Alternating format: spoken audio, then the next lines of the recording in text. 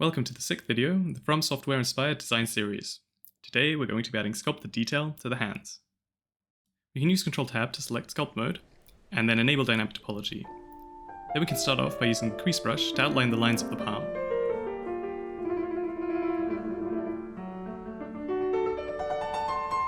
The lines of the palm help assign boundaries, such as the wrist-hand border and the segments of the fingers, which is why I think it's a good starting point.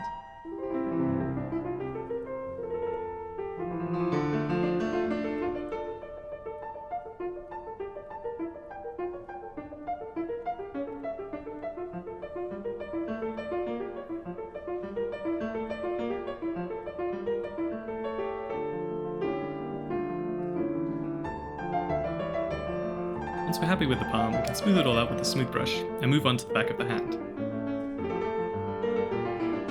We want to start by outlining the knuckle bones and then further emphasizing their shape. Use your reference for their position. Then we can use the crease brush to move on to the ligaments.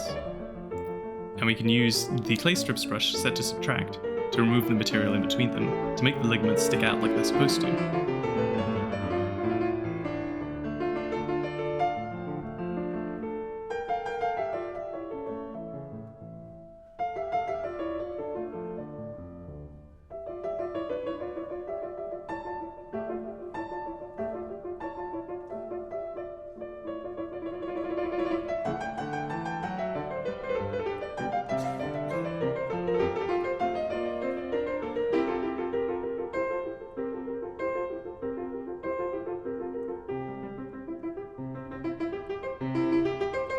Then we can repeat the process for the thumb, though bear in mind that the ligament is thicker and attaches at a different position to the rest of the fingers.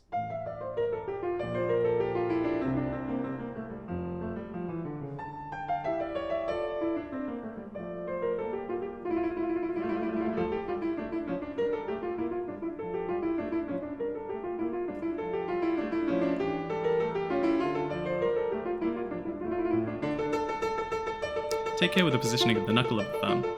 It took me a couple of tries to get the position right. Don't worry though, as you can effectively erase any other lines using the clay brush.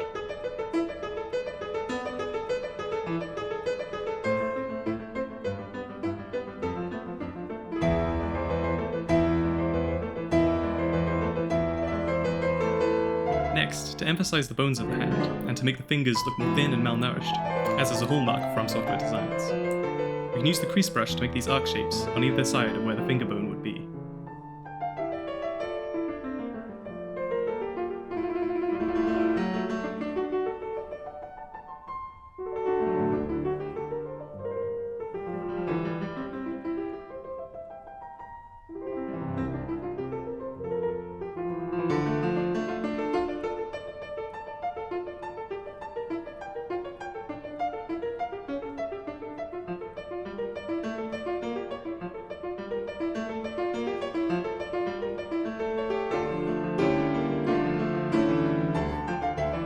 Using the arc shapes as a guide, we can use the clay strips brush to remove material on the sides, thinning down the volume of the fingers.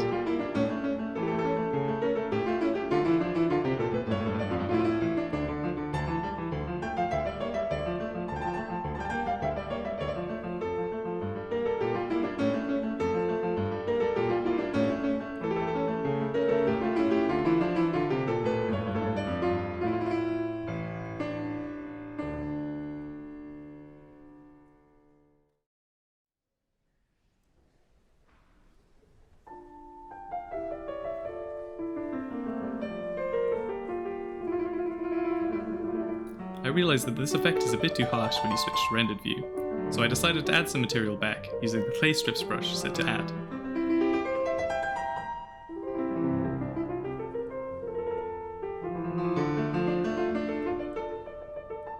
Thankfully, this still gives the fingers a nice bony look, but it just looks a bit more realistic when you switch to rendered view.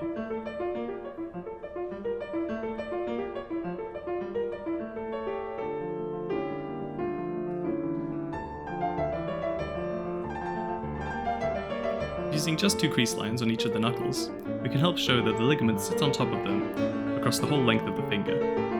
This effect is quite subtle, especially when smoothed out, but it really improves the realism of the model.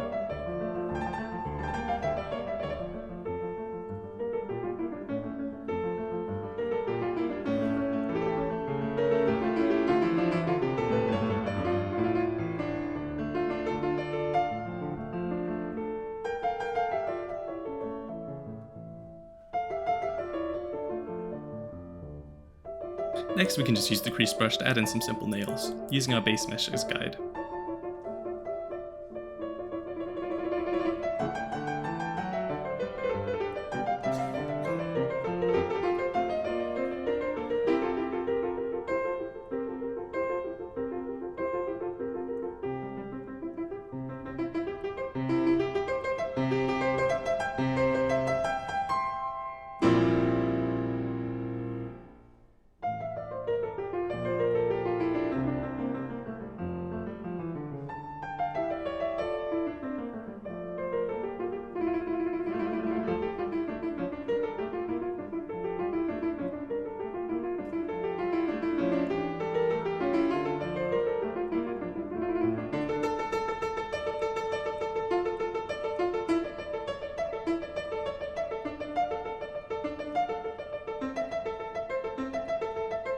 For the thumbnail, it didn't really look right unless I added some more material on the sides. So you can use the clay strips brush to add no more material when needed, just to fill out the form of the thumb.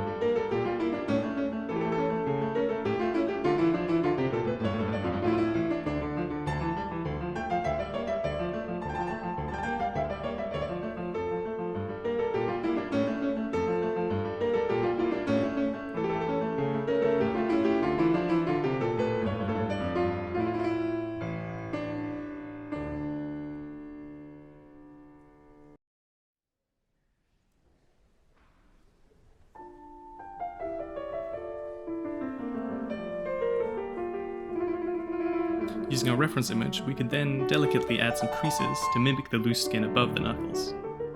This is quite tricky to do without a reference, so make sure to follow it, although you don't need to follow it exactly.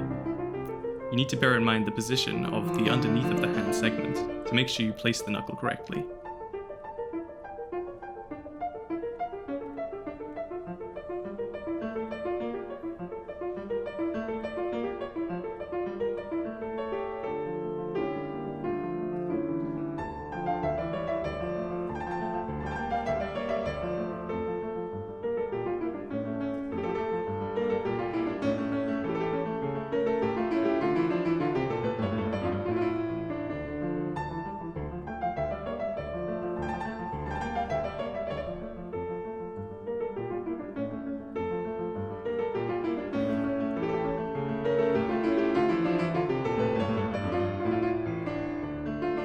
Next, again using the reference image, and using the crease brush at a close view so that we get small, detailed lines, I'm just going to add some more detail to the palm.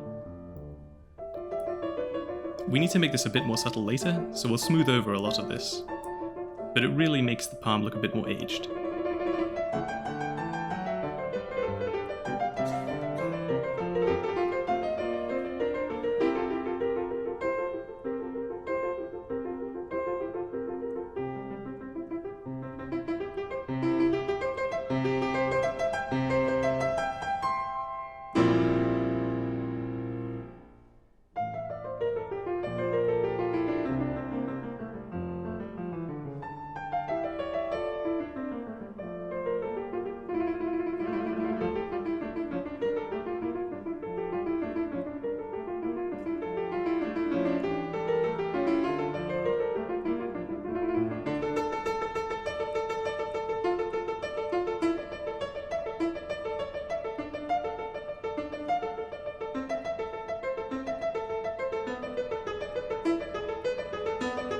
To prevent some of the uniformity of the lines of the fingers, we can use the nudge tool to does disrupt the straightness of the lines, making it look more like skin and less like a line drawn with a ruler.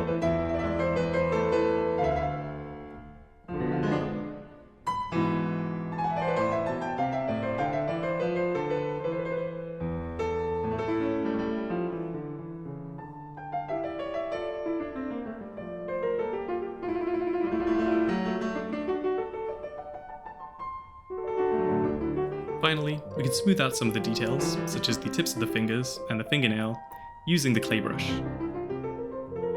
This just creates a bit more geometry at the ends for us to smooth over, so that we don't have any of these harsh lines left over from our original model.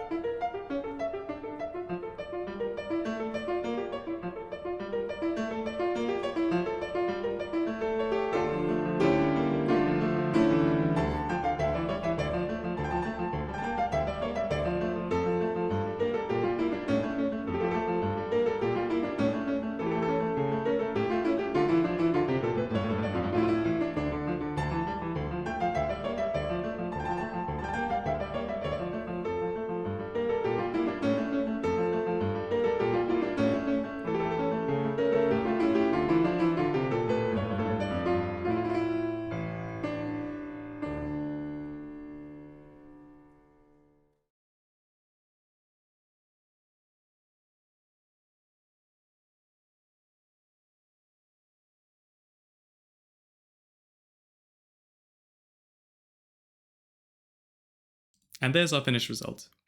Thank you very much for watching, I hope you enjoyed, and I'll see you in the next one.